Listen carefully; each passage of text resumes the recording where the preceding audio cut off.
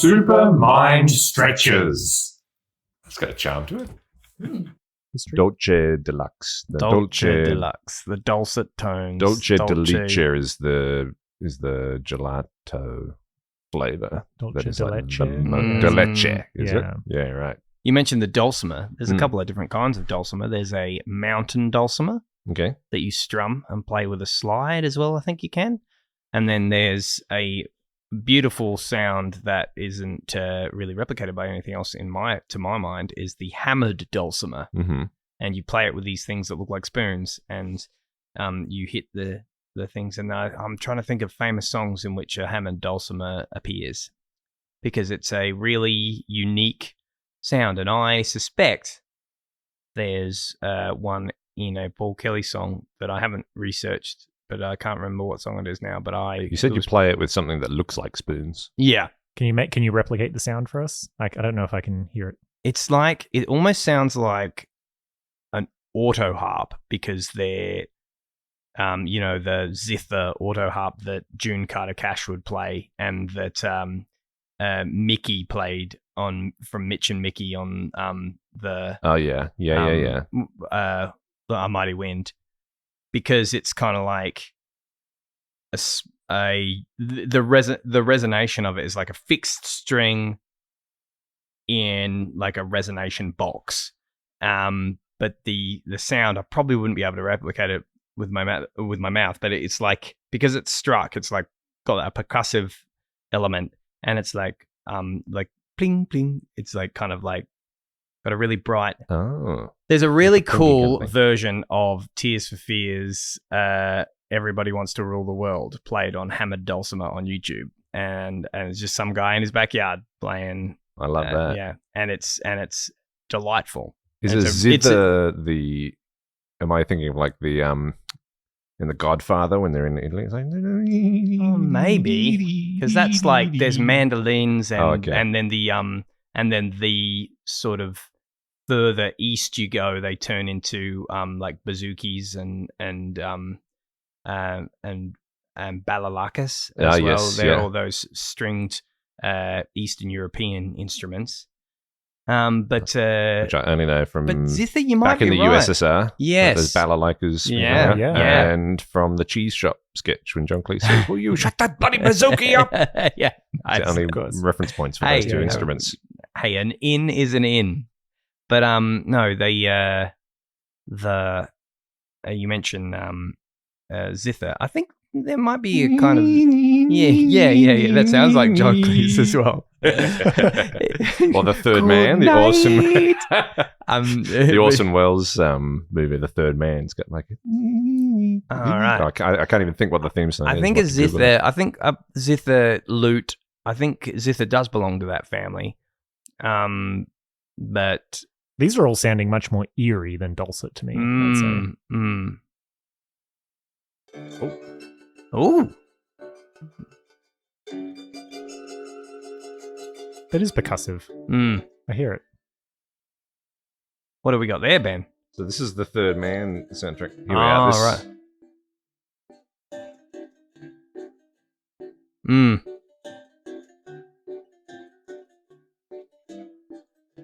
Yeah. Anyway, Yeah. but not quite what I was doing.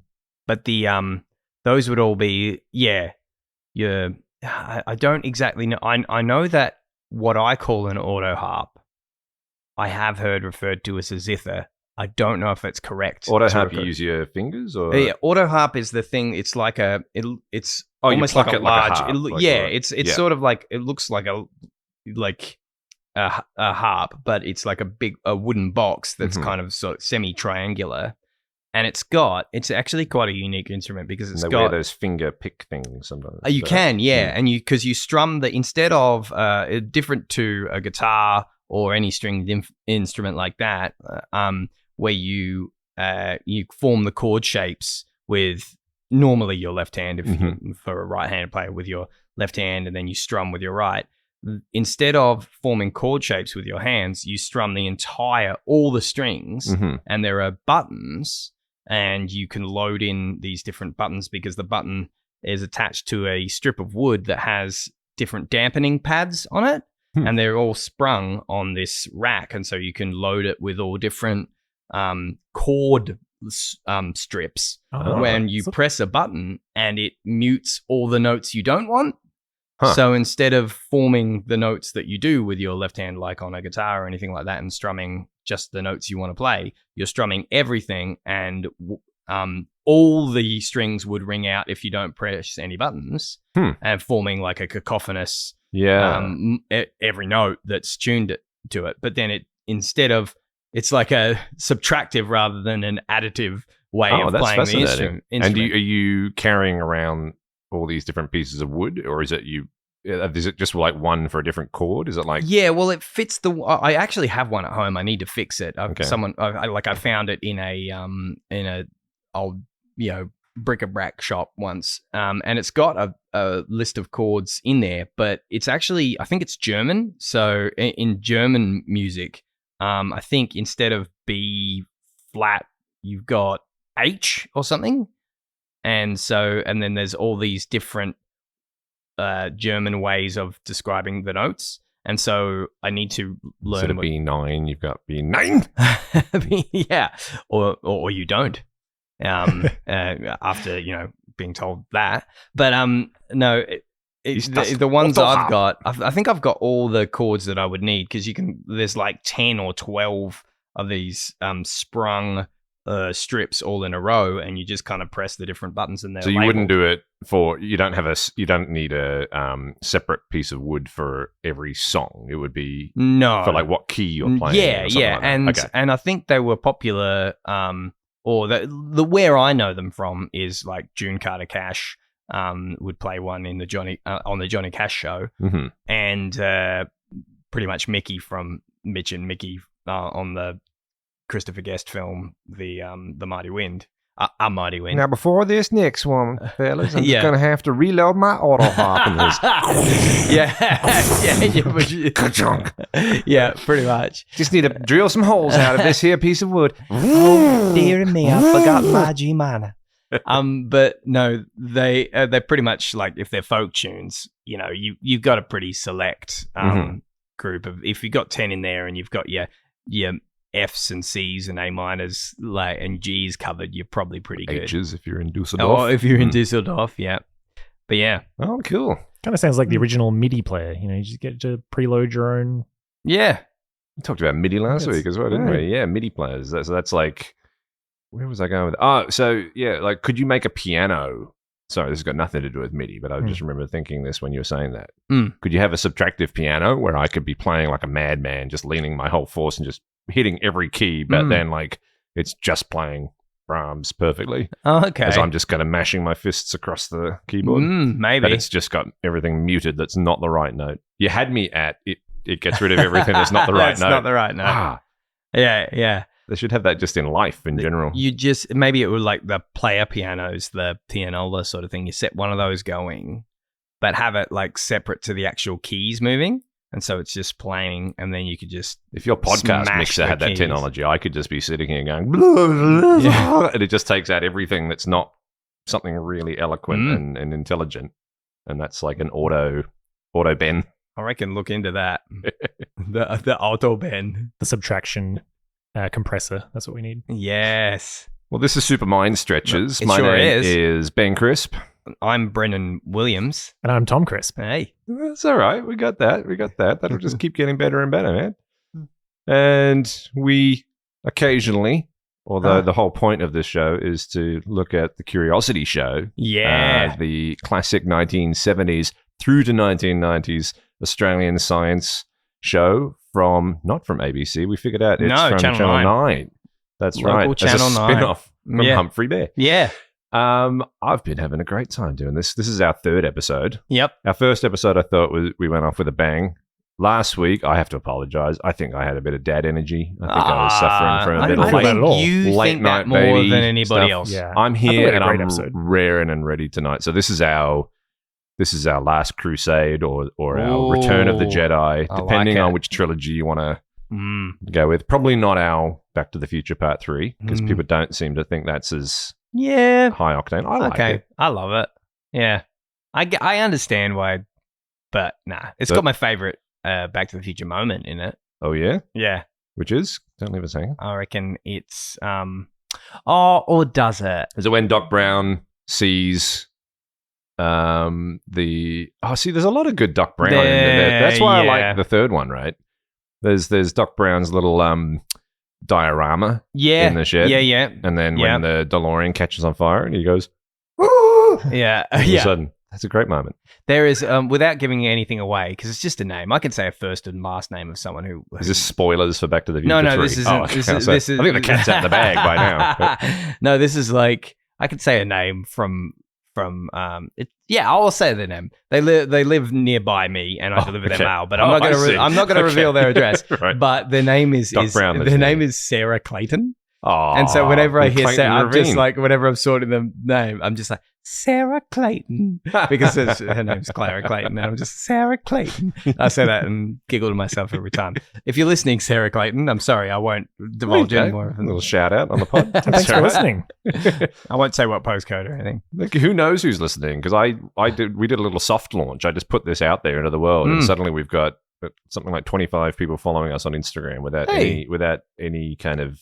I don't know how that happened. Nice. And I'm not saying that's a large number, but it's a surprisingly large number when you think it should be 0 because there shouldn't be anyone actually aware of this yet.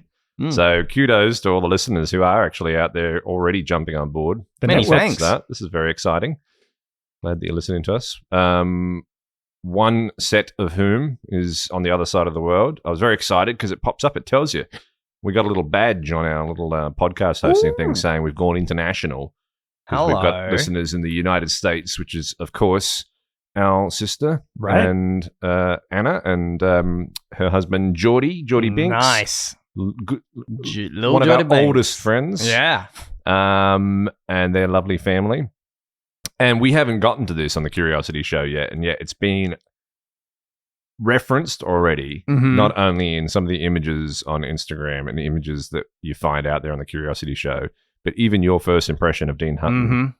Do you remember? Yeah, I do. So do it for us one more time. I've got to warm up again. So what exactly is an Ames window illusion? Well, I'm glad you asked. I think my first one was better, actually. We can chop them out. No, I like that. I think that was good. He's got a great sibilance. He's got a great sibilance. Now that I've been getting like my head around their accents as well. But look at this. Oscar Binky. Look Can at I make that. this any bigger? Yeah. I'll post this on our Instagram.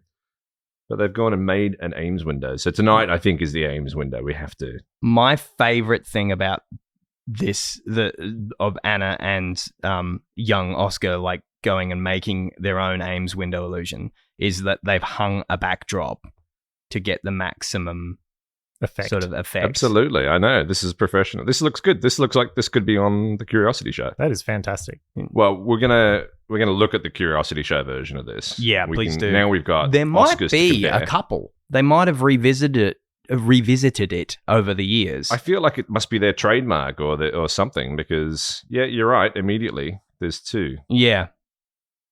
All right, we're going to do a blind test of both of these. Okay, sure. Right, so I mean, I suppose it doesn't matter which one.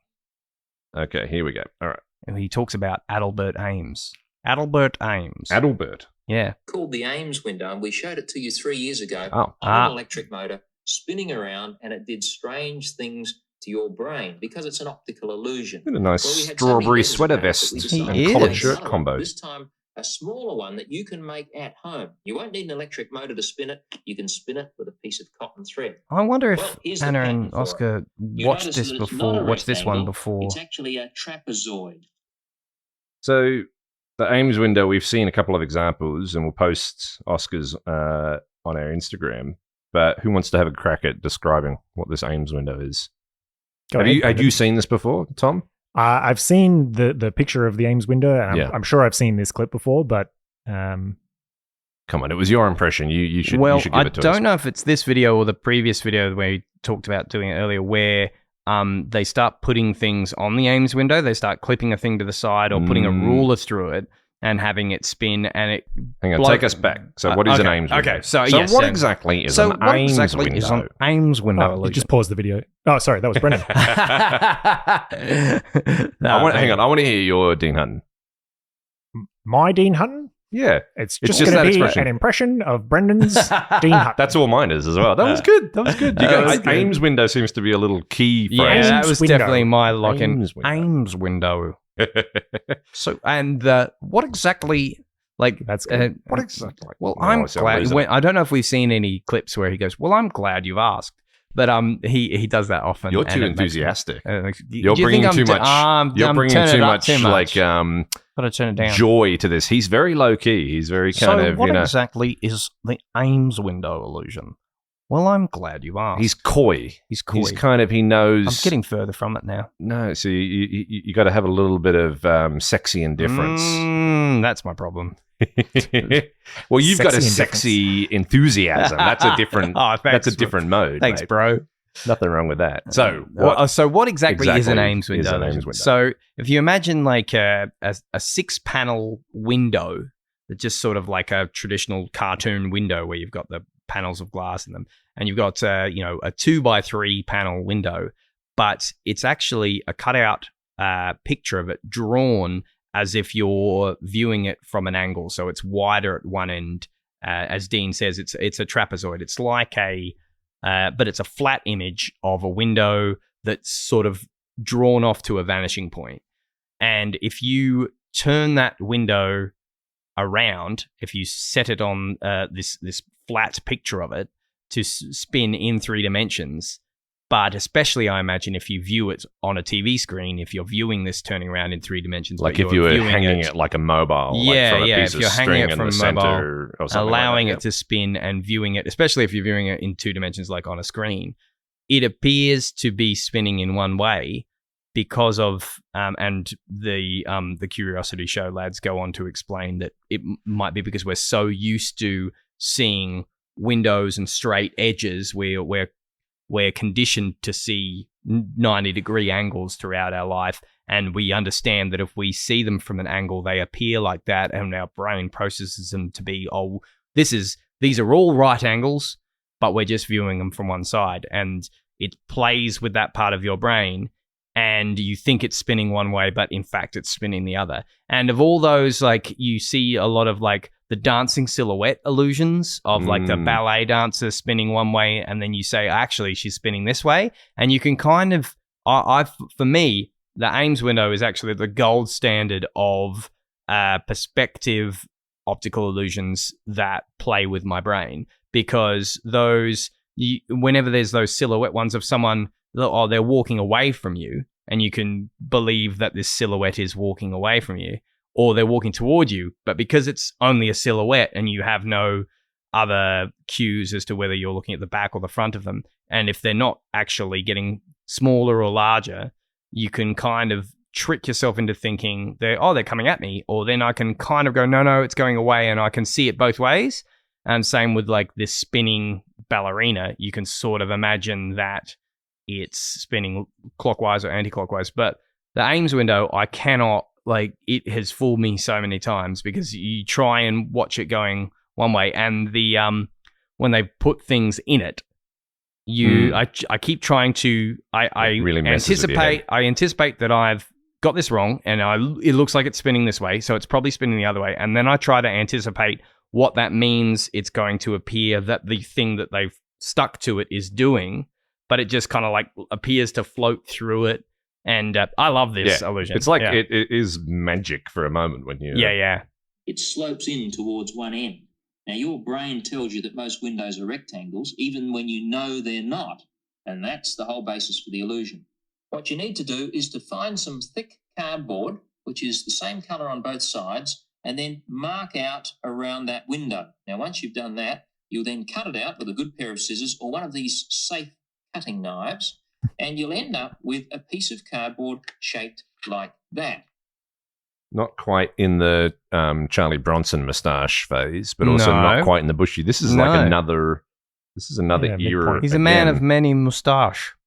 There's a sort of a I don't know if that's just a shadow. That's not a little soul patch under there. Otherwise, he's starting to veer towards the Frank Zappa. Oh yeah, why not? It's a bit narrow. I would love to see him. You've got a green background with the Microsoft Windows logo. I was just thinking it does look like the Microsoft window. Which, that's interesting, because at some point, didn't Microsoft Windows have an angled window as its logo, And someone's- somewhat like an Ames window look. Yeah. and they've gone more flat or more right angled with their logo now. And someone sent me the behind the scenes picture of when they're photographing, and like you would assume it was some sort of digital window that they created for the background, but it's actually just an in studio photograph of light coming through a window. That's right, that default desktop version. Wow. Yeah. Just like that, the XP field of Yeah. yellow. That's a real photo of a real place, Yeah. and they think that's the most viewed photograph. Ever. Yeah. And I think I've there you driven go. near where that is. I think that's in California somewhere. Oh, Yeah, well, wow. that makes sense, wouldn't it? All right. So yeah, a kind of just a cozy, strawberry red knitted. I want to say knitted sweater vest. The resolution here isn't quite high enough for that, but he's keeping it Would casual. shaped like that. All right. Now, you will also need to mark out the internal spaces on the window. And to do that, you can simply press through with a ballpoint pen and then mark them out with a I'm going to skip ahead because it seems like this is quite now, once crafty. You've done that, yeah. But and Which I'm- that is interesting now, because you know that it's turning around in circles. In fact, if the you music look is at it from helping. above, you can see that it's turning around in a circle. But now your brain is doing something strange. It's telling you that it's not going around in a circle, but it's oscillating. In other words, it's turning halfway, stopping, and then going back the other way. Now, that's a strange effect, isn't it? But if you think that's strange, wait till I add something through the middle. What am I Yeah, gonna oh, add? this is the Well, best. I'm going to add a ballpoint pen. It's very to Doctor do Who that, or I was- Hitchhiker's Guide Placed music gonna in the say background. exact same thing. double-sided sticky tape on the ballpoint pen. You can use ordinary sticky tape if you like. I'll place it right through the center of the window and press it in place like that. Now this time, by fixing on the pen, you'll be able to see that the pen is going around in a circle and not going backwards and forwards. I haven't seen one of But those what's your brain gonna plain tell you about blue the Bic window? Byros in a while. Yeah, It'll it's allow been a hot you to see minute. the window going around in a circle with the pen, or are you going to see something really strange? Well, have a look at that. That's unbelievable, isn't it? You can see the pen going around in a circle, but your brain is telling you that the window is going part way around and turning and going the other way. And yet, in order to do that, the two things have to pass through one another, the pen and the window. You know it's not possible. You know it can't happen. And yet, as you look at it, you see them going through one another every time they go around. I like that this An one is amazing slow illusion. enough. Yeah. That Window. persistence of vision you're thing gonna have a is lot of really fun making trippy. your Because own. I've Yeah, seen yeah. those ones where it's like the magic trick of trying to you're holding like a ring, like a wedding rings looking thing, and you can sort of pretend that you're sliding it. You can pretend it's on your finger and then just make it look like you've just pushed it all the way through. Yeah, yeah. And really all you're doing is just bending your finger. And Yeah. it just like comes off the end of your finger. But it happens so fast that the persistence Yeah. of vision is that you think that someone's just put That it straight through movement there. hasn't happened. But Yeah. that's really fast. And so Yeah. that makes more sense to me because I don't know what the yeah. frame rate of our eyes is. Yeah, But, yeah. I can, that makes sense to me. But then this illusion, again, the music is helping a lot. But the pen is Was that a moving zipper? very slowly. Yeah. And it still has the same effect. Like Yeah, it's still kind yeah, of just that yeah. point at which it goes past the window in what you think the motion should be is extra Yeah. trippy because it's slow. It's like, how Yeah. are they fooling us? And it's so slow. Yeah, yeah. I think this video that we're watching now, I think they've done a couple of them, and Deane said that they did another one 3 years ago. I think the one that they did 3 years ago, he had it on like a motorized thing, and they put like a ruler through it, and they clipped a matchbox onto one side, and that was a lot smoother. And so this one is like, I'm impressed that this one is the how you make it at home version. And it's just hanging from a string, but it still trips me out. It still like has that effect. It never fails, this one. I really I like that, like you say, Tom, it's going slow enough that I kind of prepare myself and try and go, no, it's doing this, and then it does something that I'm not expecting. And a shout out to Anna and Oscar as well Yeah. for the very smooth movement of that one because I was Yes. saying the same thing. 100%. That was really contributing. Yeah. So Oscar's given us a little recording Oh, message, lovely. which I haven't listened to yet. So this is a little message from Oscar. I made an Ames window that is made out of cardboard, and I made the shape of a trapezoid, and I painted it like different colors, and it looks like it's spinning like from side to side, but it's actually spinning in a full circle, and it looks like it's spinning side to side because our brains are used to rectangular windows. Oh, thank you Yeah. so much, Oscar. Oh, Thanks, good on you, Oscar. mate. Awesome. And that's exactly, yeah. I'm really keen to make one for myself because I've only ever seen it in 2 dimensions, but Oscar and Anna have seen it like in person. I wonder, I'd love to know how the 2 experiences compare. And before, I was going to compliment you for your really clear explanation of the Ames window. Yeah. But yours took about 6.5 minutes. And Yeah. now I've heard Oscar explain the same thing he in did about it. 45 seconds. He did, and he actually did it. He actually mentioned that it does look more like it's oscillating. I didn't even say that part. Mm. So yeah, I could learn a lot from this guy. Yeah, we all could. And also kudos to their making as well, because just watching the steps that Deane was going through to make it, I just thought that's a pretty involved process. I think knowing what it takes and then seeing the product that Anna and Oscar came up to, I'm very impressed. And a follow-up question for Anna and Oscar: did you use the safe scissors, Mm-hmm. or what was the other option? Or the safety cutter, one of Safety cutter. one of these safe cutting blades. Sounds like Oscar did have a grown-up present. Like I'm sure Deane and Rob would. They would highly approve. Yeah. Mm-hmm. Okay, so Adelbert Ames Jr. This is what was confusing me then. Yeah, because Adelbert Ames was like a military figure. Adelbert Ames was a U.S. senator Mm. and a soldier in the Union Army during the American Civil War. Phew. Wow.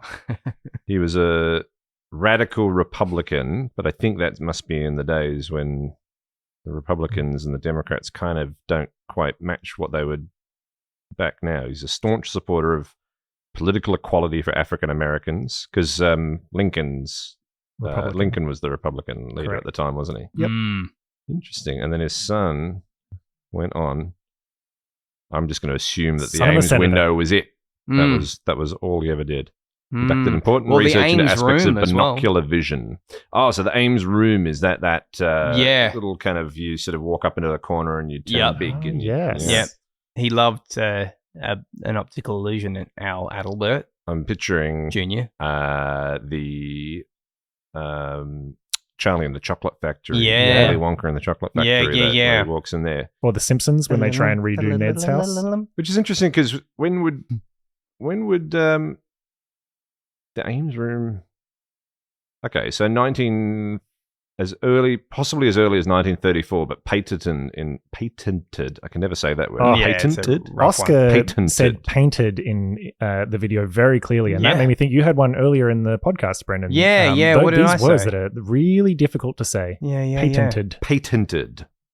Can't remember what it was, but I did have to restart. And I reckon I said Gestalt last time. And I think Gestalt talks about like optical perception and stuff, but Helmholtz here is the guy that was influencing Ames. Right. Helmholtz, I think, was the one that actually did the things that I was talking about, which is, the persistence of vision, persistence of lines and things like that. But it just makes me think, because when did Willy Wonka and the Chocolate Factory come out? That was that's the 70s, was it? 70? 1971. All right. I should have just let you go for that. Okay. So I was thinking, I get that mixed up with what's her name? Wizard of Oz. Dorothy that was Tornado. 39. That's much earlier. Yeah. Okay. So they'd had a good 30 years of Ames rooms to sort of perfect that. Yeah. If you want to illusion by then. experience an Ames room, assuming it's still there in Wanaka in New Zealand. If you're ever Yeah, there, the there's a puzzling world. Yeah, Puzzling World. That's Oh, right. I never Yeah. got a chance to go there. And I went to Wanaka twice because my sister Kelly used to live there. Yeah. And every time I went there, we just didn't have the time to go to Puzzling World. Next time. Yeah. Hopefully it's still there. Yeah. I hope so too. That was a good Yeah. visit. And I need to go to New Zealand again. love I did place. that, and then I can't remember if it was just before or after I jumped in one of those World War II era planes for a flight over Lake Wanaka. Oh, can we post that picture of you? That's Yeah. great. Yeah, Yeah, you've got yeah. like an old-timey leather cap, like That- flying cap. It's not a outfit, helmet, is yeah, it? It's not going yeah. to do The anything. one You with just the fall out of a plane. You did the loop, didn't you? Yes. Oh my So this God. is I can't remember if Tiger Moth is the right name for it, but it's an open cockpit. Plane that is small enough and light enough that the pilot, she was a real badass. She like pulled the plane out of the hangar by hand and just rolled it out onto the tarmac herself. And then we jumped in. There was like a very short safety briefing, and then the best bit, like Ben alluded to, was jumping into the gear. They let you get into full on like the brown pants, the brown jacket with the sort of sheep wool sort of inside, the cap with the flaps over the ears, Like bagels. goggles, your flying goggles, and then you jump in the plane, and it's pretty cool because I don't know if this is how it would have worked back when they were in proper use, but the pilot, she sat in the back section, and I sat in the front section. So as far as it looked to me, it looked like I was just at the front of this plane flying this very cool World War II era plane, yellow plane with the kind of, if you imagine the two stacked wings, biplane, I don't know that's what you'd call it. And it was sort of the seatbelt it's not like they'd fitted it with any modern seatbelt or anything. This was a sort of seatbelt where there were 4 bits that kind of came, like 2 from down by your hip. Just the sheep's legs. They just left it in the lining of the jacket. You just pull those felt around. Basically like that. 2 coming over your shoulders, and the 4 bits just kind of met in the middle on like a little circle thing. Felt very cool clicking all that in. And then, yes, Brendan, that's right. We got to do aerobatics. Oh man, that was scary and wicked because you're in open air. Yeah, open there's cockpit, no so it's like canopy or anything over the top of you, is there? No. just hang on. And the pilot. Oh, and there was a whole thing about hanging on, wasn't there? Like you weren't able to hang on to some things. You just kind of had to. The pilot checked that if I was interested in doing the aerobatics first, and I was like, of course. And then she told me what bits of the plane I should or shouldn't hold on to. So there were bits like don't hold on to the controls in front of you or anything because they're sort of loose, I guess. I used to have to say to people in my old Capri as well. Just don't hold on to that. That'll fall off. That'll come off. And so I think the safest thing was to sort of cross your arms and hold on to the seatbelt. So I imagine that wow. being so you're upside just being down, held in by the seatbelt basically when you're upside down. just the seatbelt. Yeah, Oh wow. man. The original seatbelt. Yeah. Mind you, Old this World War plane II. is going very slow. Even in the Yeah. air, it's like puttering along, which I was thankful for. That I wouldn't want to be going any faster than we were. But Wow. recommend that as well if you But can. the whole after puzzling pilot in the back, passenger in the front, sort of thing. That is the way a lot of them were built, wasn't it? Isn't that? Was it the in gunner seat in the front? Yeah, and in Raiders, like I think Jock's plane at the start that they're that they're escaping the tribe from, and he like swims out and gets in the front, and so Jock is in the back, and Indy and his pet snake Reggie are in the front. I was just about to ask you this. It's so funny that you mentioned that. Again, this is podcasting about podcasting, but I've been listening to one of Matt Gawley's old podcasts, and he talks about being on a TV quiz show, and his specialty topic, like Mastermind or whatever, it was Indiana Jones movies. It might have even been Raiders, the Lost Ark specifically. And his final question for whatever it was, like $10,000 or $15,000, was, "What's the snake called?" Yeah. And he goes, "Oh, that's easy." Oh, that's just my pet snake Reggie. And they go, "Oh no, sorry, it's Richie." And he says they stopped the whole show and they got on the phones and everything like that. I said, "Yeah, no, sorry, it was Richie," and he lost. And it is Reggie. It's absolutely Reggie. Yeah. Every fan of Indiana Jones. Yeah, knows it's Reggie. oh wow, that's so just my funny. pet snake Reggie. Yeah. But I thought that would really piss you off. Well, I thought his name was Jacques for a long time. Like The snake. like, there's a snake in the plane, Jacques. I thought I thought I it was just like, start the plane, Jacques. So I thought his name was Jacques. Like As in Frank Marshall's, like the pilot, the guy. Yeah, the flying guy pilot. fishing, Yeah. and he had to. That's throw Frank the Marshall. stick. I think it's the producer. I think. Oh well, isn't there it? you go. I didn't realize that. I think so. Yeah. Yeah. But a lot of people say Jock. I think it's. I think it's Jock and Reggie. Yeah, All Jock and American. Reggie. Not Jacques and Richie. Have you got video of this aerobatics? Oh, not the aerobatics, because while I was allowed to take my camera up with me, my little digital point and shoot. And we got this. I was in the plane and I could radio through to, we could radio back and forth with the pilot. And I was just like, oh, can I like stick my hand out of the plane and use my camera? And she's like, yeah. She's like, just hold on to it, because you can't really feel the wind when you're in the cockpit, and then as soon as you stick your hand out, it's like, whoosh, like you can really feel your hand get taken. But I just wrapped it around. I had a little strap, wrapped it around my wrist, and put my hand out. And so, but pulling things out and holding them up. Yeah. Do we need this parachute? Whoa. It's okay. I found it. Do we need this pen thing, Reggie? Whoa. Why did they put all the important things in the front with me? Well, it was cool because there was like this stick between my legs that's like I don't know what it actually was, but I want to say it's like a big handbrake looking thing. Yeah, wow. And she did say don't touch any of those things. So I did assume that there was an ejector seat. Probably wasn't all connected, because none of the little meter things in front of me were working either. But with the camera, I did hold it out and took some photos, but I didn't take video of the acrobatics because I was definitely too scared to have. I had both hands on my seatbelt for that. Time. I just really want to put it in like sepia and cut out a bunch of frames and stuff, so it's all like flickery and fast. When the boys come home from war. Look out, Ducky. Now even women can fly planes. She pulls that out with one hand out of the hangar. Come over here, Ames. You can take photos, but hold on to your camera, boys. Here comes Adelbert. He's got another illusion for us, silly fella. And the photo I'll send through, it is me holding the camera out the side, pointed back at myself and the pilot in the background, with Lake Wanaka in the background and all the mountains. And it was one of the coolest moments of my life. Lake Wanaka. Apparently another thing that Ames had, it's not part of an Ames room, but he had in the Ames room that was like on display is a one of those anti-gravity hills or magnetic hills. Yep. Were we talking about this recently? We were talking about that recently. So like these are the things that look like a slope going uphill but is actually downhill because of the perspective and the contextual clues of the images about it. But they appear in nature as well. Like there's hills. There might be one in New Zealand, I think, as well. Okay. And you can like park your car somewhere where it looks like you are at the bottom of a hill, but you put it in neutral and put your handbrake off, and the car will start rolling up the hill. But it's because where you're looking is actually lower, like in terms of altitude to where you're starting from. But because of the landscape and the sort of topography, your brain is convinced that you're looking up a hill. That's wild. Yeah. I'd like to experience that. Yeah, how crazy. Also, can you cheat it and park somewhere but then just walk downhill back to your car? Hey, that would be the real illusion. Like how Granddad used to go to school, uphill both ways. Do you know that one? It's a joke about when whenever grandparents are always telling you how it was harder in their day.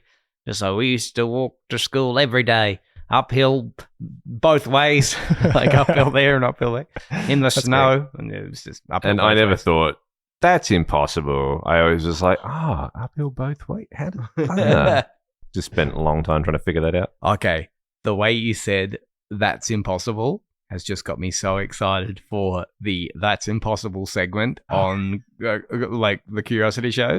There's a segment? When we get to it, there's like one clip we'll find will be a That's Impossible segment, and the sting and the little opening card for it is just the best. Like it's just a montage, a really quick montage of all these black and white footage of like stunts and stuff. And it's just like better, but I just love the music in this show. All right, here we go.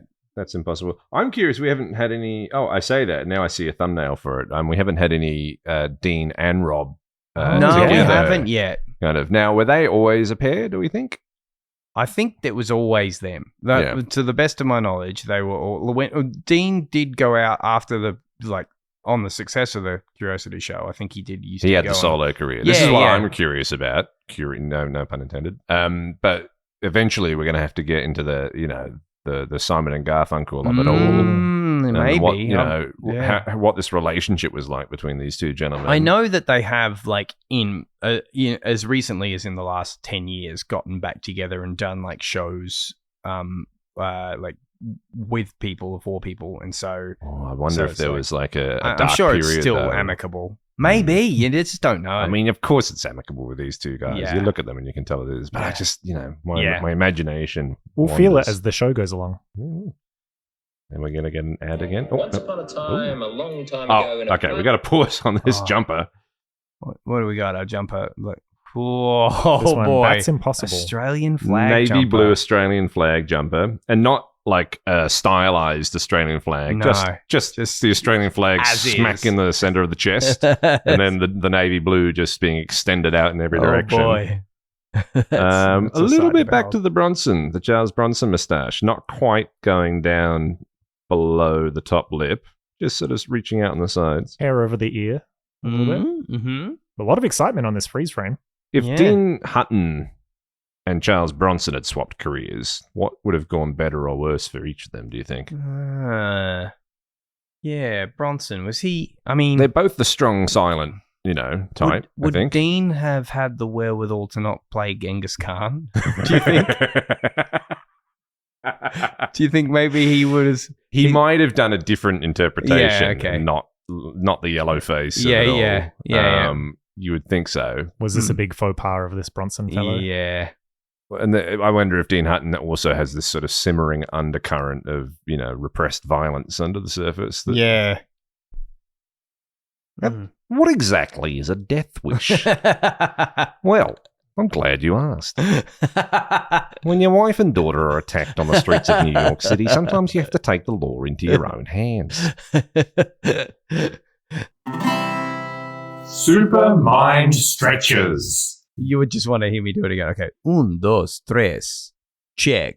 Is that what I did? Didn't know we No, had it was a bit bloody different. Antonio Banderas in Whoa, the room yeah. on that Shivers. pod. Well, the numbers are going up, so that's working. That's what they said Right. about the audience watching Puss in Boots as well. Mm. The numbers are going up. That was the Yeah. gist of my reference point. Yeah. So we're back. We're back. We were just in the middle of That's Impossible, And we were. and we discovered, sadly, The SD card filled up. SD card. I said it's car. off to a rough start again already. Yeah. So it doesn't give you. So Memory Almost Full. That was the Paul McCartney album, and he Oh, said it that was. he got the idea because he looked down at his iPhone and it said Memory Almost Full, and he said, "That's a good name for an album." Doodly doo. Found some chords. Really Yeah. made me think. really? Yeah. You can guess whose impression is all of a whose. sudden, little melody started coming out, doodly doo. I was walking over there, I looked over and saw a sign that said Fire Extinguisher. Not a bad name for an album. Paul, No, don't no. just look at things and make albums. Like, just Doo-doo, think about it. doo-doo. Got lucky a couple of times. But we are back. We're back. We had gotten very excited. No wonder we weren't looking at our gear because That's Because- Impossible kind of whoa. blew our mind. Yeah.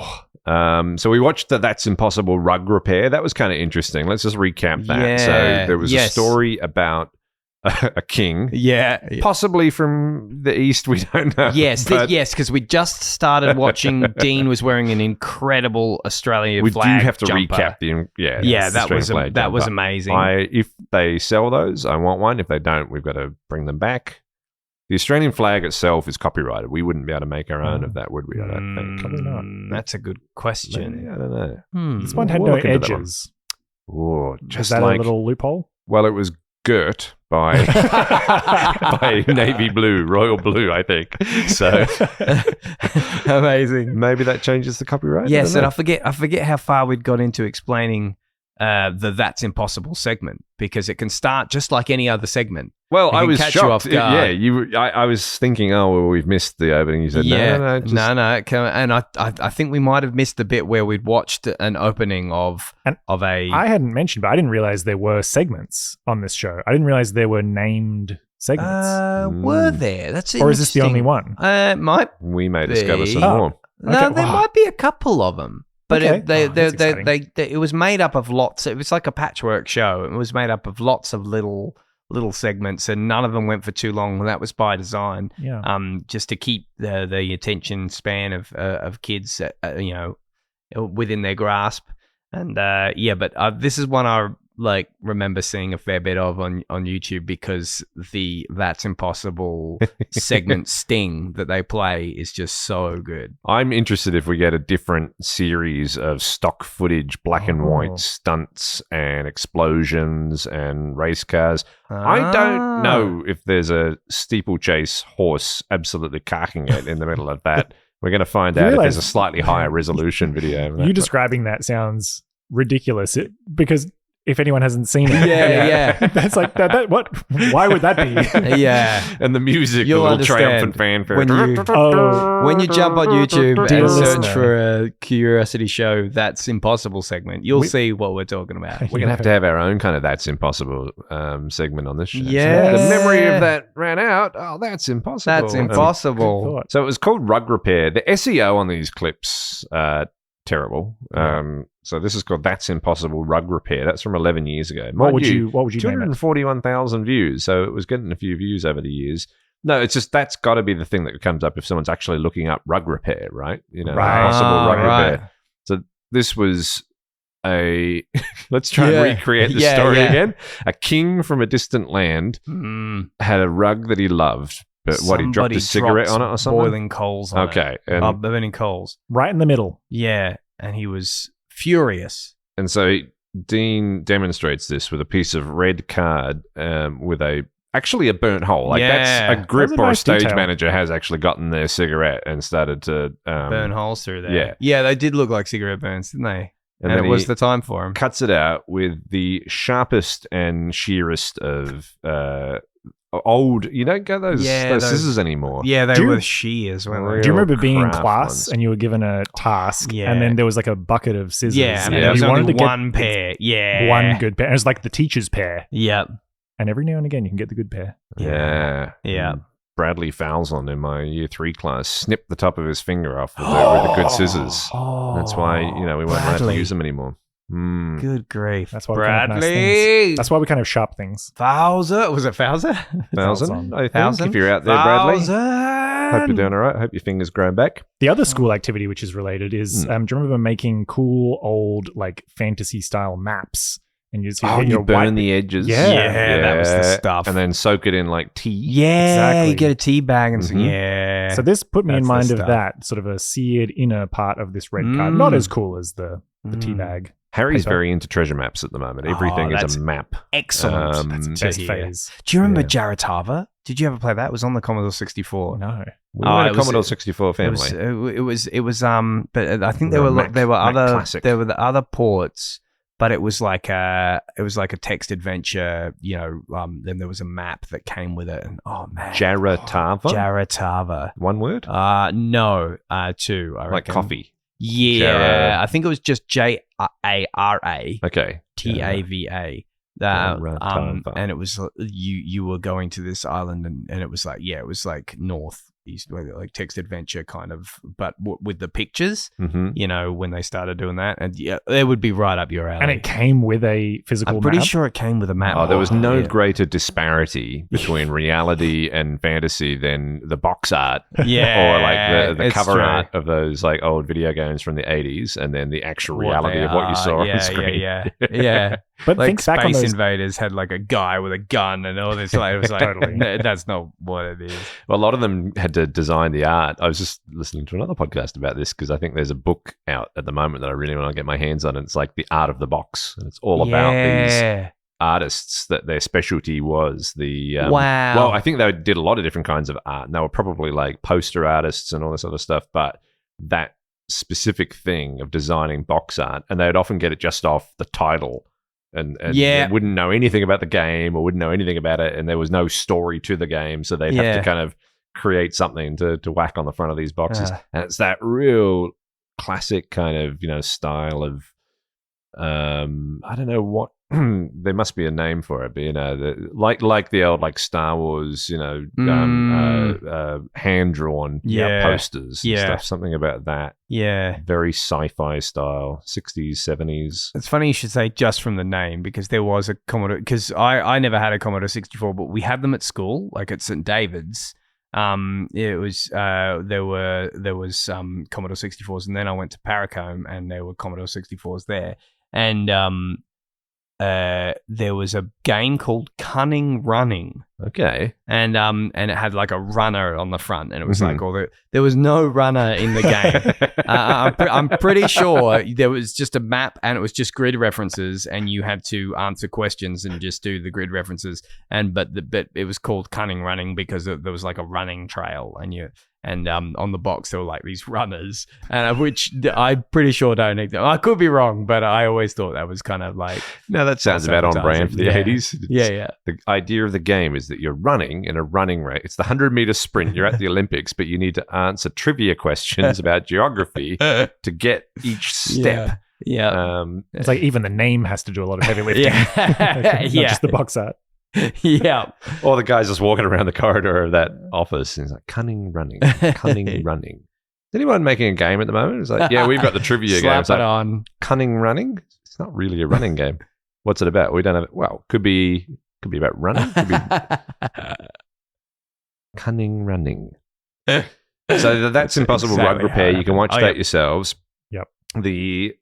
There is something interesting. We kind of got onto that topic of the fact that it's like the chocolate bar puzzle of how the leftover piece of chocolate after a chocolate bar has been divided up in a triangular kind of fashion. So something about the fact that our brains aren't great at just looking at the different ways the geometric shapes can kind of fit together. Right. So there is something a little bit magical about it when you see it happen. But I want to go now. I'm hoping this is a That's Impossible. It doesn't have That's Impossible in the title, but it says it's the impossible folding paper problem. Oh. But from the thumbnail, I do see both Rob and Deane for the first time as a pair together. Yes. That's what we're waiting for. Whoa, love that. Oh, old paper money. Rob, if you're having trouble putting the money in your pocket, why don't you fold it first? What a good idea, Dean. I'll fold it in halves. You're absolutely right. It slips Easy. Oh, immediately the chemistry between these two. Yeah, they're just good Cut friends. it with a knife. They're This is just good great. friends. We got a kind of upwards shot of the lights in the gantry at the beginning. Very disco. Excellent musical sting, as they all were. Bonk, bonk, bo, bo, da, bo. This is like the beginning of like a Madonna music video or like a Kylie Minogue kind of music video. Not the music so much, just those lights. I love that so much. Rob's trying to fold a $1 note, which Rob, we don't if you're have having anymore. trouble putting the money in your pocket, why don't you fold it? Now, the other thing that's catching my eye here, so Deane back with his Bronson moustache. Yeah, excellent to see. In kind of a magic eye patterned shirt. I don't know how else you'd want to describe that. Maybe the first pair of men in denim jeans on television in Australia. I don't know. I've got no proof for that, but I want to throw that out there. Let's Maybe attribute it to him. Yeah, why not? And then something's going on Rob's belt here. Looks What like would you say that? You could fit a Leatherman style. There's a thing in little there, leather almost. pouch hanging off the side of his belt there. Yeah, but it looks too squat for like a Leatherman. This is definitely pre mobile phone kind of days. Definitely. Is it just What else is going a in there? key pouch, or is it something? Oh, old leather key pouch, coin pouch. Yeah. I mean, Is it part of the trick? does he have? Who knows? The hairstyles are on point. So we've got Rob back with his goatee, Deane with the Bronson moustache. So I definitely don't think that we were getting. I think it's just the shadows. They've got a lot of studio light above. I don't think we're getting the Frank Zappa on Deane. No. It's the yin and the yang of their facial hairs, though. Mm-hmm. And then Deane also with the slightly curly kind of quiff, but Rob with the very kind of straight gelled, combed down, very navel part in the hair there, but definitely not navel at the back there. It's, party at the back. Navel at the front, party at the back. Yeah. All right. And they're having a little bit of a banter, a little bit of a joke. All right. He's having trouble putting this $1 paper note into this top breast pocket of a shirt that I would say is back in fashion these days. Yeah, it's a That kind of bold stripe. First. What a good idea, Dean. I'll fold it in halves. You're absolutely right. It slips in. Easy. You're so smart. I'll tell you what. Fold it like that 10 times. You can have it. This is not a joke. No, in halves 10 times. Just in halves 10 times. All right. Well, there's once. Right, once. Twice. Any Right. direction? Yep. All right, so 3 times, 4 times, 5 times. I'm halfway there. It's getting difficult.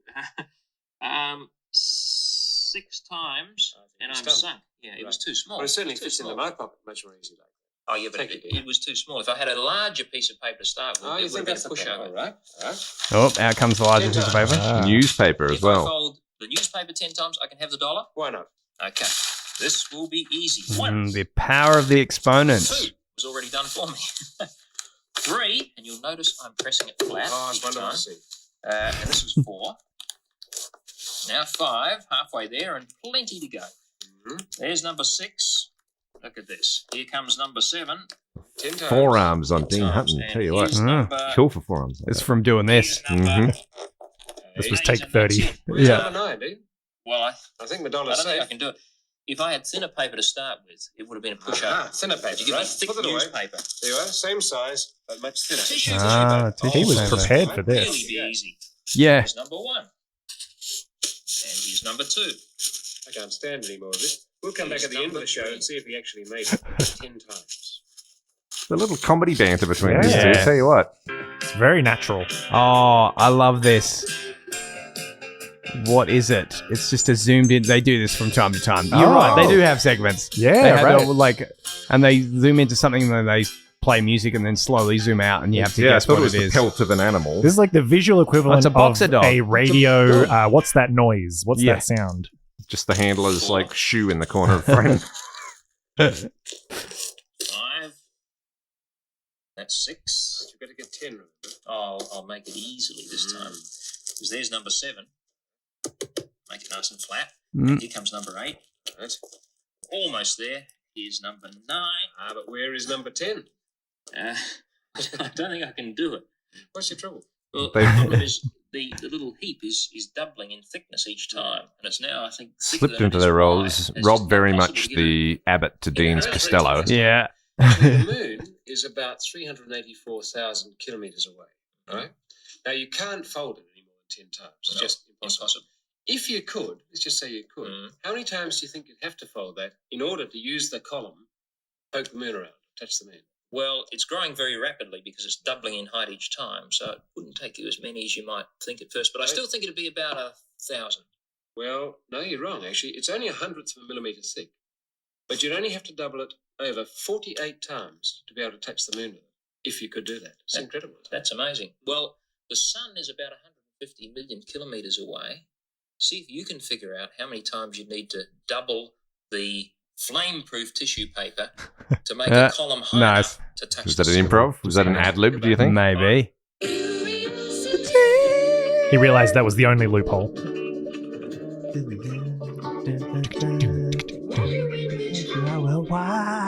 How many different So written and stings do they have? presented by Dean Hutton and Rob Yeah. Morrison. Yeah. That's kind of cool. So they Yeah. do all the writing themselves as well. So there's intro stings, Yeah. music. There's Oh, man. outro, They and there's just- different season to season. Or Yeah, like I think the musical stings might have they might have added to their repertoire, but I'm pretty sure the theme song in and out of the show were the same. Yeah, for, right. for the. I feel like I haven't heard two of the same music yet. It's So I So- wonder if the people that made the music for the show are still around, kicking on. I wonder that's what else a they've great done. question. That would I be gotta look interesting into to that. So we didn't get a That's Impossible this time. We didn't get a That's Impossible, and we Disappointing. we didn't capture it because my SD card filled up. And Oh I no, that's all apologize. right. We'll get another time. Hey, that's the There's magic lots of the of show. there's lots of Tom said earlier that he didn't realize that the show had segments. Yeah. But That's Impossible is one that they return to a fair bit. And the What Is It, where they're zoomed in and they zoom back out. And that was just to bridge the gap in this episode as well. Rob's little rolling eyes, looking at camera. I think Yeah. I'm gonna have to come back later in the show for this. Yeah, that's what we did. Oh, yeah. So we're starting to paint a picture of these two. Rob a little more dom, Dean a little more sub. Just a Rob a little more top. But they very, very smoothly done. It's all done with a little bit of a wink to each other. I like it. Yeah. I like that Dean could take anything that Rob said and then add add to it. It Yeah. wasn't they're like, yes ending left, yeah. right, and center, aren't Yeah. they? Yeah. They're an improv pair, these two. And you might notice, like, when they're talking about how far away the moon is and how far away the sun is, like, they say kilometers, and they both say kilometers. And probably a far more common pronunciation is kilometers. Like, lots more people will say kilometers. That's one of those ones I think I've always gone back and forth on. Yeah. Now you've said it. You've collapsed the superposition of the two pronunciations in my head, and I can't figure out which one I would have been. For me, it's funny. I think it's contextual. It's one of those ones where probably, if we're talking about, if I'm in a car and I'm saying, if I'm driving 100 kilometers away, that. But if I say the sun is 200,000, whatever it is, kilometers away, I probably would go kilometers there. Kilometers. Yeah. You will half a kilogram of mince. Yeah, we don't do it for everything. I recently heard Rob Morrison in an interview. Well, I didn't actually hear it. My dad was telling me about a radio interview that he was doing in recent years, and he was. Your dad also a naval man. Yes, absolutely, and he was mentioning to me how Rob Morrison was saying no. I'm pretty sure you'll never hear Rob Morrison say kilometers, because he goes, well, that's not like you could. I mean, you can say it however you like, but he said, but you don't say kilograms. I'm pretty sure you don't say or anything like that. Interesting. Well, he does have a very polished way of speaking, doesn't he? Maybe that's also part of it, is that he's got even his watch. Look, he's got the nice stainless steel silver watch there. Dean's the young upstart coming in with his digital watch as well. Right. Rob with his very, like we said last time, pay attention, Bond. Fold this dollar note. It does fit right into my pocket. Well, I'm pleased to see the two of them together. I'm excited to see more of this dynamic. Yeah, it's my favorite too. A little bit cheeky. I like the earnestness of taking on a challenge as well, being given a challenge and then earnestly trying to do it, not thinking you're being tricked. Yeah, and whenever one tries to give the other a puzzle, they kind of it's a great balance between pretending that they don't know the answer and not playing super dumb. Right. They also go, now I think you're trying to fool me there because you did, but they spell it out, and it's always. But let's see. Let's with a wink. Exactly what you said, Ben. It's with a wink always, and I don't know. Well, this is what Carl Sagan was missing, and I'm trying to think. I can't think of another kind of pair.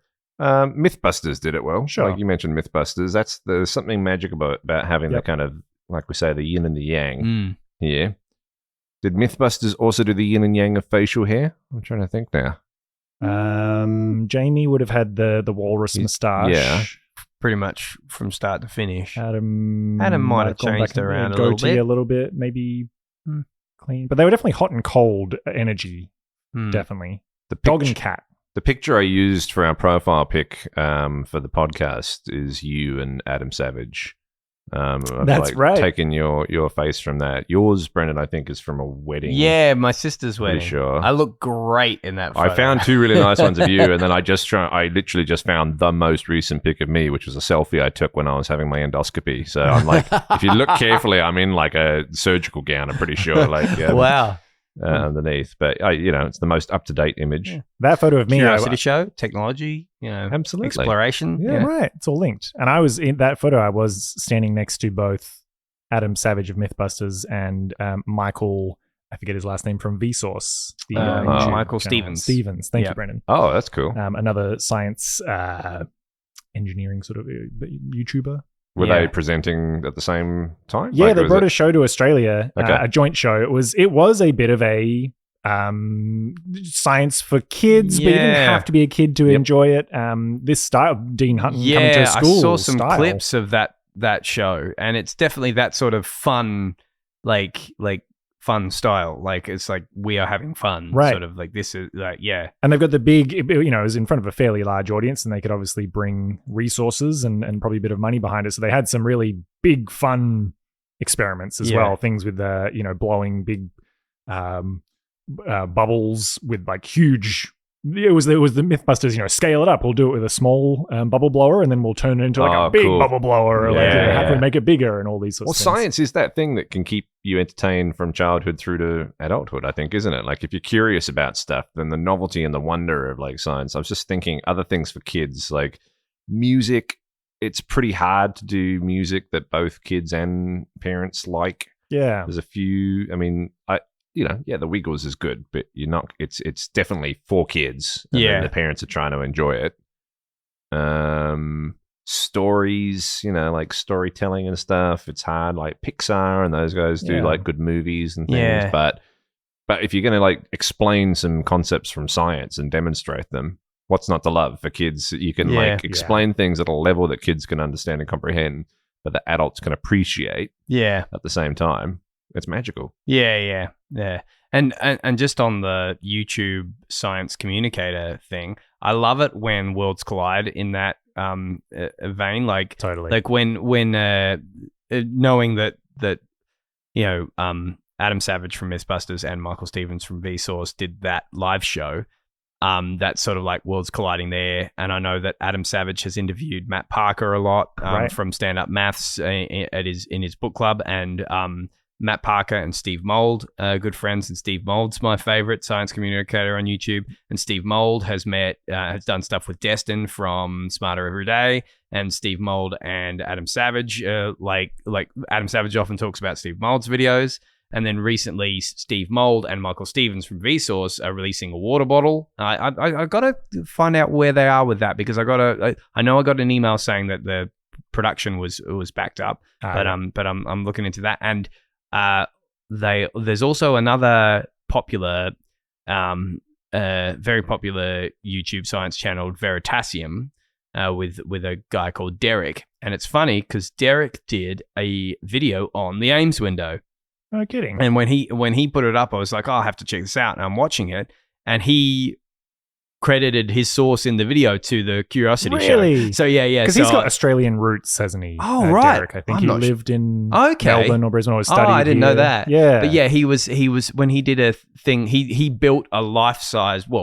He built an Ames window that was like taller than him. Whoa. So that he could get inside it. Oh, cool. And spin around and film him like in the Ames window being so. And he said he got the idea from watching this Australian educational show, The Curiosity Show. And I punched the air when I heard that. But that was even Veritasium, which is one of the bigger sort of science communication videos, like references our humble little Curiosity Show in the video, in his video about the Ames window. So, wait, that would be wild. So you're saying he could stand in the Ames window? Yeah. So because you said that you haven't, Brendan, that you haven't seen a physical Ames window in person. You've just seen a 2D. No. Yeah. But and so I wonder if it's any different being inside the window. Do you get any sort of weirdness? Obviously, you're not getting the full view of the window. Well, what he did was he built it exactly like Anna and Oscar would have built it, or like Deane built it, just a flat piece of card. Yeah. But I think he made it out of like a really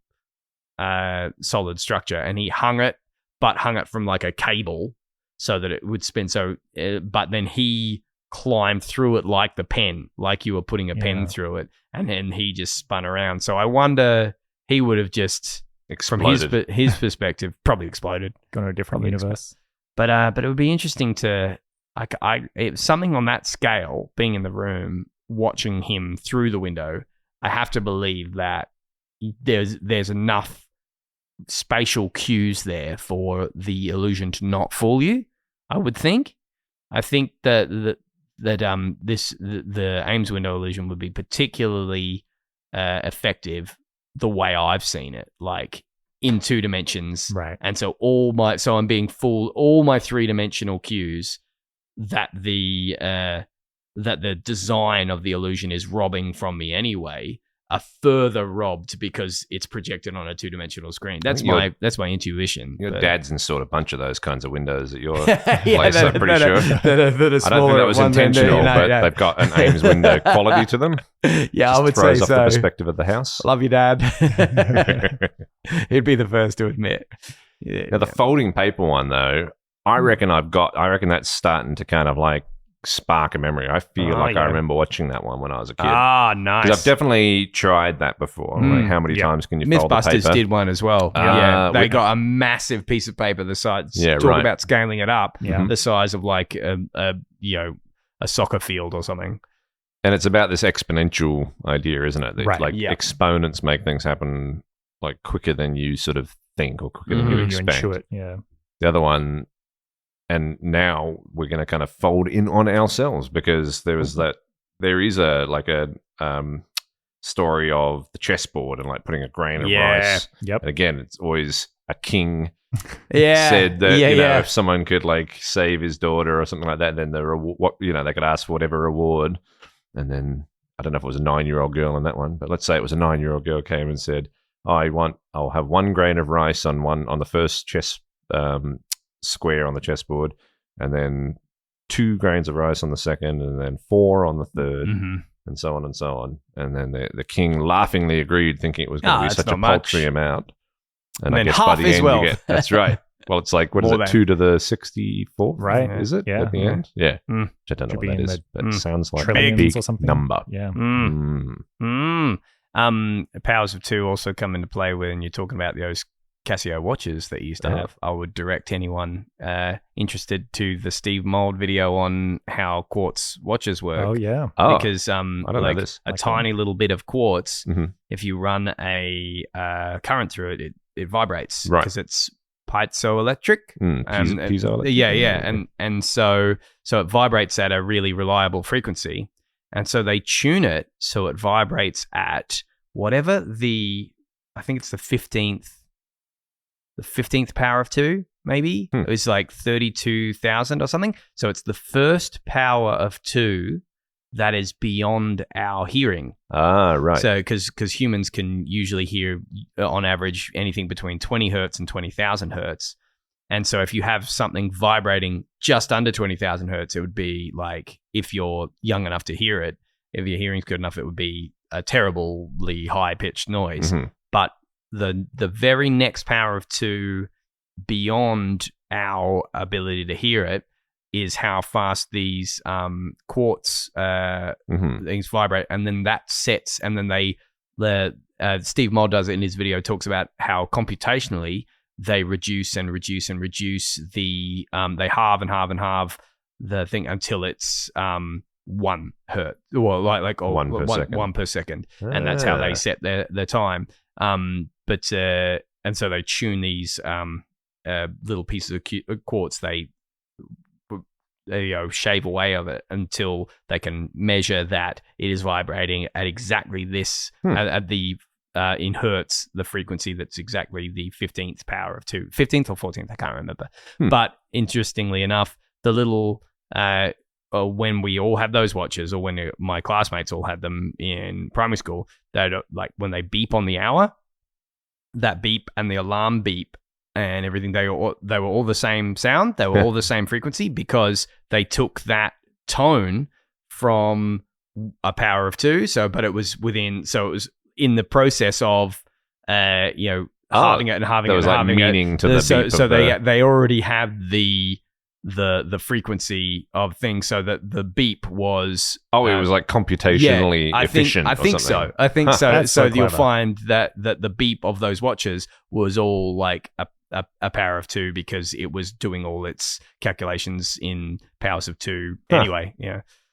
Now we've Maths in covered action. Schwartz, Hertz, and quartz. Mm. What's next? Patented.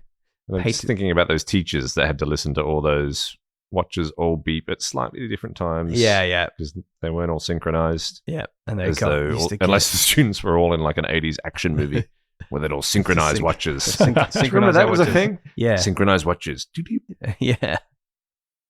I wonder if that was a real thing. Yeah. That you actually did do in like the special forces. Just don't go to space, because I feel like I've learned that means then they could go out of sync. Mm. If you go too far away, too fast, Yeah, too far away. that's the thing. I wonder Yeah. if the Curiosity show would do something about that. Well, that's the thing about the when they talk about folding things to reach the moon, Yep. and then the exercise left is trying to fold how many times you need to fold to get to the sun. Yes. I think that the distance from here to the moon and here to the Earth to the moon and Earth to the sun just in case you didn't know where we were, is another thing that kind of blows my mind. I think as you see those diagrams of not to scale models of the solar system or the galaxy or whatever, and then they show you, okay, but here's what it would look more like if it was to scale, and it just looks ridiculously far apart. Everything's far apart. By the way, does anyone remember what he said? How far the sun is? Because like this is a show that you're not going to like. When it was first broadcast, so fast, they said something like, "And it's 120,000 kilometers or something, or whatever the figure was." And it's like for a kid watching this show, that's it. You watch it once, it's done. You haven't taped it because there's no VCRs or anything like that. Yeah. Well, I threw out a crazy number just before. I just said 200,000, but just because I needed to. I remember it in like light seconds. I think the sun is about 8.3 light seconds away. You measure everything in light seconds, though, don't you? It's pretty inconvenient. Is that right? 8.3, yeah. Yeah, your place is about 1/3000th of a light second up the hill, isn't it? Yeah. I like making people do. Okay, 151.53 million kilometers. So we were but what's that in light seconds? That's just there's some amazing websites, isn't there, that show you 500. scale. 500 light seconds. 500 light seconds. Oh, is it 8 minutes away? Maybe. Is that? I think the light from the sun takes about 8 minutes to get. Oh, right. I'm thinking. I was thinking seconds. I'm way off. That's why you're always late. That's why I'm always late. The conversion between minutes and light seconds. What was seconds? What was the moon's a couple of seconds away? Maybe then. I would assume so. Hmm. And that's a long way to be seconds. Sorry. But yeah, the scale of the universe and stuff, and like something being like the size of a pea, and then like a basketball, and then it being like 3 neighborhoods away if it was the sun, and it's pretty mind blowing. All those sort of like visual representations of large numbers, I always dig. Like when people like got marbles and things, and they put them on this field or something. As Mark Rober did a good one, because Mark Rober from Mark Rober is the name of his channel, and he saw this great visual representation of the solar system where people got like marbles and tried to shave them to the exact size, and then put them on this salt lake, and told you how far they'd have to drive from this tiny marble to another like tiny marble to show like how far apart these things actually are. And he said that was cool, but like you're on a salt lake, like the whole idea was to like give you a frame of reference, and it's still no frame. So he kind of did it in like a city, and did it in like a like in the middle of a field, and then how far out in the field you go. So you had like buildings and stuff in the way to kind of show you. So that was pretty cool as well. There's a wild video on YouTube, and I think it must be from the 80s or maybe even the 70s. And it's like starts off on this person lying in a field, and the camera zooms up and out and into space. Right. And it's done in a really beautiful way, but I don't know if it's done with, can't be computer graphics. So I'm imagining it must be like blending between illustrations. Right. But it kind of, and it tracks all the way from a woman's eye out past the atmosphere, past the solar system, past the galaxy, and then to the edge of the universe. And then zooms all the way back into her eye, and then starts going in, and it goes into the eye and into the cells and into the molecules, and then down into the subatomic particles. And that is still, it's old, but it's still one of the best representations of that kind of thing I've seen. Oh, man. That stuff freaks me out. Scale of the universe. Billions and I lost my Carl Sagan again. Billions. I was watching some Carl Sagan, actually, just earlier today. There was a guy who could talk. Unlike us now. At the end of the episode. We've done Ames windows. We've done folding paper. We've done That's Impossible, the carpet repair. Yep. The rug repair. Where we left a bit of a hole in the rug, and I left a bit of a hole in the recording on the SD card. Find a 9-year-old girl to help fix it. Yeah. Who knows what we're going to discover next week. But if you want to, then you can try it on your friends. Almost forgot our catchphrase.